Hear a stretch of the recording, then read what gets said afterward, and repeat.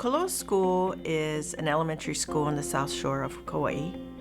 Community is an old plantation community and generations of families. When I arrived at Koloa School in 2006, it was a disadvantaged school.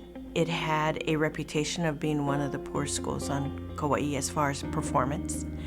And as a result, almost 20% of the student population that would have normally attended were choosing to attend other schools. And as a result, we needed to rebuild our performance as well as the perception in our community. At that time, I spent the time observing in classrooms, working with teachers, and came to the decision that we needed to focus more on how we were teaching, not just what we were teaching.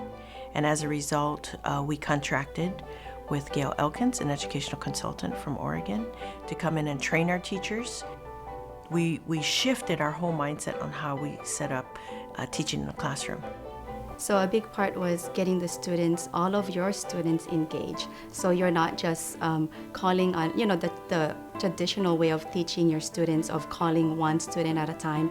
It was more, letting the students be able to process what they're learning and being able to engage every single student in your lesson and not just calling on one and making the student very uncomfortable.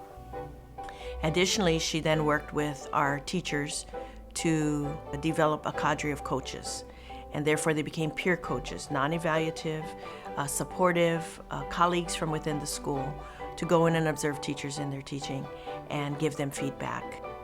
I'm able to meet with my coach later, and we're able to go over the lessons, and we're able to talk about what went well and what skills I used, instructional skills I used that worked well within that lesson. Several of the teachers noticed immediate change in students and how they were excited and engaged in math instruction, which was one of the challengers in elementary school. Their results, their student results, their performance started to improve almost immediately. Within the first 2 years, we were able to meet our AYP targets and move out of restructuring. Our clear measure has been our HSA testing in grades 3, 4, and 5, and our students have continued to perform at the 80th percentile level in both reading and in math. And when we started, when we first started, they were performing more at the 40th percentile level in reading and about the 28th percentile level, 30 in math. The Masayuki Tokioka Excellence in Leadership Award was a tremendous blessing to me as a professional, but also to our school as a whole. Our award was used to help build our coaching cadre in order to make the program of instructional emphasis and excellence sustain itself over time. Because ultimately, you can't rely on a consultant forever, and you want to be able to sustain it within yourself.